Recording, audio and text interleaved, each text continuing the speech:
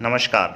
आज अपने twelfth political science के पहले जो खंड ए है, उस खंड ए की पहली इकाई का जिसका नाम है प्रमुख अवधारणाएं।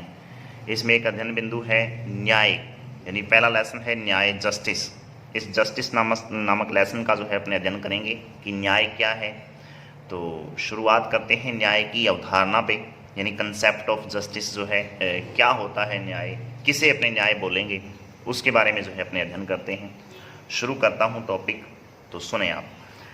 लिखा है कि न्याय की संकल्पना प्राचीन काल से ही राजनीतिक चिंतन का एक महत्वपूर्ण विषय रही है और पश्चिमी परंपरा के अंतर्गत न्याय के स्वरूप की व्याख्या करने के लिए मुख्यतः न्यायपरायण व्यक्ति अर्थात सच्चरित्र मनुष्य जो है उसके गुणों पर विचार किया जाता था और इसमें उन सद्गुणों की तलाश की जाती थी जो व्यक्ति को न्याय की ओर प्रवृत्त करते हैं या न्याय की ओर लेके जाते हैं। भारतीय परंपरा में मनुष्य के धर्म को प्रमुखता दी गई है। न्याय के अंतर्गत मनुष्य के धर्म को जो है महत्व दिया गया है और धर्म के अनुसार जो व्यक्ति कार्य करता है इसका मतलब वो न्यायप्रिय व्यक्ति है, ऐसा जो है अपने मानते हैं। इन दोनों ही मान्यताओं में मनुष्य के कर्तव्य पालन पर बल दिया गया है।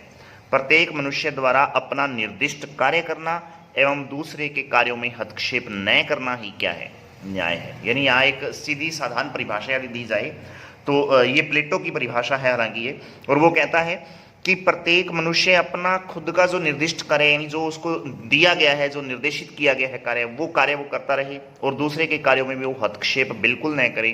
तो इस प्रकार से वो व्यक्ति क्या होगा, एक न्यायप्रिय व्यक्ति होगा और वो अपने आप में एक न्याय कर रहा है। यद्यपि आधुनिक चिंतन में न्याय की परिभाषा में थोड़ा परिवर्तन आ गया है। प्राचीन काल में ये जो है परिभाषा जो है काफ़ी चलती आ रही है। उसके अलावा ये है कि पाश्चात्य राजनीतिक चिंतन में न्याय के अर्थ को स्पष्ट करने का सर्वप्रथम जो प्रयास है वो यूनानी दार्शनिक और राजनीतिक विचारक जो हैं, जिसका नाम था प्लेटो। इस प्लेटो ने जो है एक प्रकार से इस न्याय की कंसेप्ट को या न्याय की जो है एक प्रकार से अवधारणा को सबसे पहले प्रस्तुत किया है। प्लेटो ने अपने दर्शन में न्याय प्रत्यय को मानवीय एक प्रकार से क्या है कि मनुष्य का आत्मीय गुण माना है, कि मानवीय आत्मीय गुण जिसको अपने बोल देंगे, या मनुष्य का आत्मीय गुण जो है वो उसने बनाया है।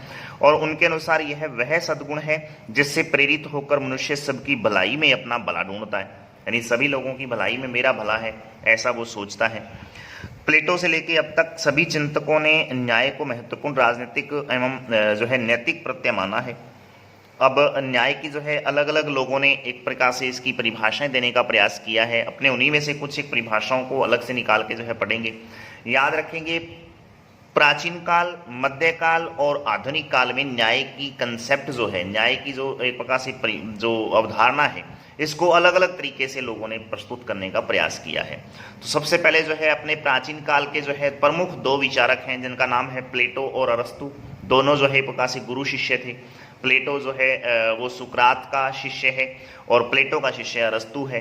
तो ये एक दोनों जो गुरु शिष्य हैं प्लेटो और अरस्तु, उनके बारे में जो अपने अध्ययन करेंगे, जो प्राचीन कालीन यूनानी एक प्रकार से दार्शनिक थे। उसके बारे में मध्यकाल में जो है एक प्रकार से क्या है कि जो न्याय संबंधी विचार हैं वो पढ़ेंगे और फिर आधुनिक काल के न्याय संबंधी विचार जो है अपने अलग से पढ़ेंगे। तो इन सभी को जो है अलग अलग समय के अनुसार जो है अपने पढ़ने का प्रयास करते हैं। तो सबसे पहले बात आती है प्राचीन काल के जो न्याय संबंधी जो विचार हैं उनमें सबसे पहला व्यक्ति आता है प्लेटो। तो प्लेटो का न्याय संबंधी क्या विचार था उस पर अपने अध्ययन करते हैं। तो लिखा है कि प्लेटो का न्याय से तात्पर्य प्रत्येक व्यक्ति को अपना निर्दिष्ट कार्य करना और दूसरे के कार्यों में हस्तक्षेप न करना। यानी ये परिभाषा है प्लेटो द्वारा दी गई कि खुद का कार्य करते रहो और दूसरे के कार्यों में जो है एक प्रकार से हस्तक्षेप न करो। ये एक प्रकार से उसने परिभाषा दी है इस प्लेटो ने, काफी महत्वपूर्ण है। अरस्तु भी जो है न्याय के बारे में कहता है कि न्याय में वह सब शामिल है जो उचित और विधिक है, यानी कानूनी रूप से सही है। वो एक प्रकार से न्याय में सब कुछ समान जो है शामिल है, जो समान व औचित्यपूर्ण वितरण में आस्था रखता हो, जो इस बात पर भी बल दे कि जो अन्यायपूर्ण है उसमें वांछित सुधार की संभावना होनी चाहिए। ऑगस्टाइन जो मध्यकालीन एक प्रकार से एक संत रहे हैं या मध्यकालीन एक प्रकार से राजनीतिक विचारक रहे हैं, उन्होंने भी जो है प्लेटो की भांति न्याय को एक मौलिक सद्गुण मानते हुए कहा है कि हम सभी अपेक्षित हितों को साधने में सहायक बने, ऐसा जो है उसने बताने का प्रयास किया है। उसके अलावा बात यह है कि प्लेटो ने अपनी पुस्तक रिपब्लिक में, ये बहुत महत्वपूर्ण उसकी पुस्तक है जिसमें अपने आप में उसने इस न्याय के बारे में जो है चर्चा की है।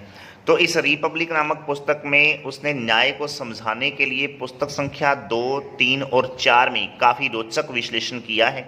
और वह सबसे पहले सामाजिक व राजनीतिक न्याय की धारणा को व्यक्तिगत न्याय के से पृथक करने का जो है प्रयास करता है या चेष्टा करता है।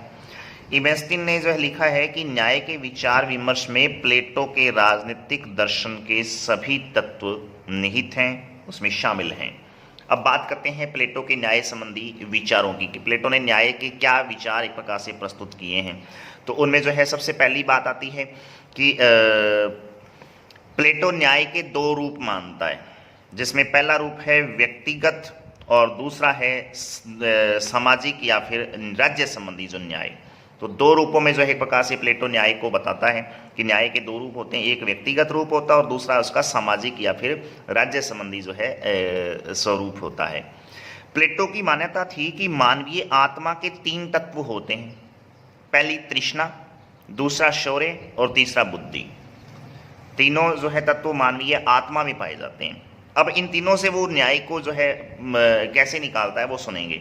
लिखा है कि इन तीनों तत्वों की मात्रा के अनुसार ही वह राज्य और समाज में 3 वर्ग स्थापित कर देता है कि इन्हीं तीनों की वजह से जो है प्रकाश है कि राज्य और समाज में जो है 3 अलग अलग वर्ग बनते हैं। और उन तीनों वर्गों के बारे में वो क्या कहता है, कहता है कि पहला जो है शासक या फिर अभिभावक वर्ग होगा। पहला वर्ग जो है वो क्या है कि शासक वर्ग या अभिभावक वर्ग होगा, जिसमें बुद्धि का अंश सर्वाधिक पाया जाएगा, यानी ये जो बुद्धि है ये सबसे ज़्यादा जो है उसमें पाई जाएगी। दूसरा सैनिक वर्ग या फिर रक्षक वर्ग होगा, जिसमें शौर्य और जो है साहस, इनको आप ताकत बोल दें, बल बोल दें, वो अधिक पाया जाएगा, अधिक मात्रा में पाई जाती है। तीसरा है उत्पादक या फिर सहायक वर्ग, जिसमें इंद्रिय तृष्णा और इच्छा तत्वों की अधिकता होती है। तो तीनों वर्ग जो है वो क्या हो गए जी, एक शासक वर्ग, दूसरा सैनिक वर्ग, तीसरा उत्पादक वर्ग।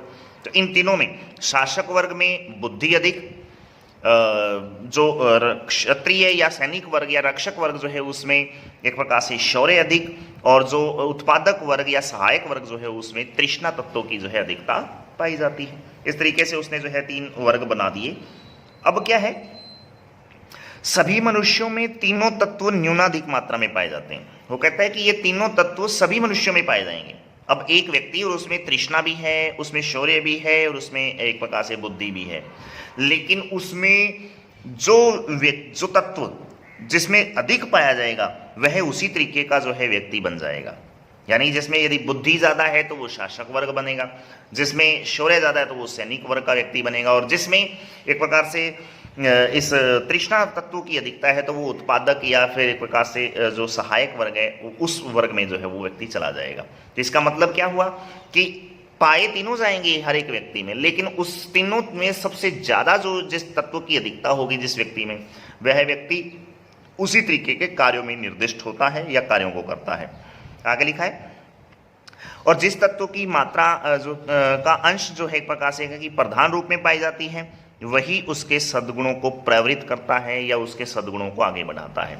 आगे है, प्लेटो के अनुसार आत्मा में निहित न्याय का विचार वास्तव में राज्य में निहित न्याय का ही एक सादृश रूप है, उसी का एक रूप है।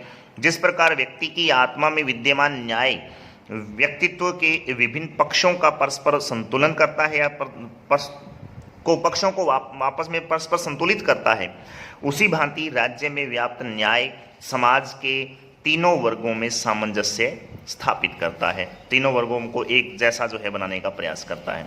प्रत्येक व्यक्ति को वही कार्य करना चाहिए जिसके लिए वह प्राकृतिक रूप से जो है क्या हो, सर्वाधिक समर्थ और उपयुक्त है। यानी हर एक व्यक्ति को वह कार्य करना चाहिए जिसके लिए जिस तत्व की उसमें अधिकता है वह उसी तरीके का कार्य करे। बुद्धि अधिक है तो वो शासक वर्ग या उत्पाद जो एक प्रकार से अभिभावक वर्ग का कार्य करे, तृष्णा अधिक है तो वो उत्पादक वर्ग का कार्य अधिक करे, और यदि किसी व्यक्ति में शौर्य तत्वों की अधिकता है तो फिर वो एक प्रकार से किस तरीके का कार्य करे, सैनिक वर्ग या फिर जो रक्षक वर्ग जैसा जो है कार्य करे। इसका मतलब क्या हुआ कि जैसा आपके अंदर तत्व है उसी के अनुसार आप अपना कार्य करें, तो जैसा सामर्थ्य है उसी सामर्थ्य के अनुसार आप जो है कार्य चुनें। तो यही अपने आप में एक सीधी सी न्याय की कंसेप्ट वो जो है बताने का प्रयास करता है। आगे की इसी तरह राज्य के तीनों तत्वों को भी अपने अपने निर्दिष्ट कार्य क्षेत्र की परिधि में ही कार्य करना चाहिए, यानी तीनों के फिर अलग अलग कार्य हो गए और अपने कार्य को जो है वो अंजाम देगा तो दूसरे कार्य में जो है एक प्रकार से वो हस्तक्षेप नहीं करेगा, और यही न्याय है।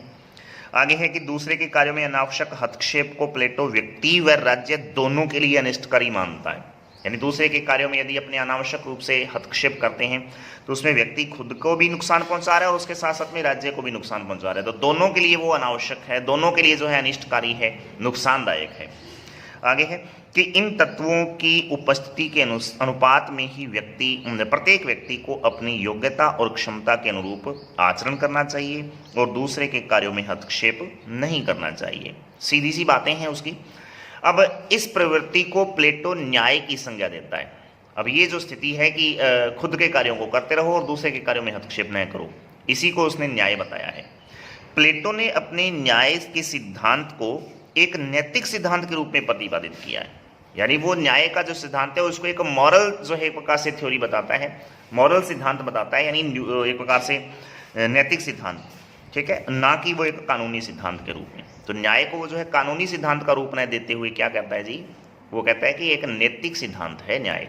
तो ये एक प्रकार से प्लेटो के कुछ न्याय संबंधी विचार हैं। तो प्राचीन काल के जो है प्रकार से दो विचारक हैं, प्लेटो और अरस्तु, तो उसमें प्लेटो के जो विचार हैं अपने क्लियर कर लिए हैं। नेक्स्ट वीडियो में जो है अपने अरस्तु के जो न्याय संबंधी विचार हैं उनका अपने अध्ययन करेंगे। तो आज के लिए इतना ही। धन्यवाद। जय हिंद, जय भारत।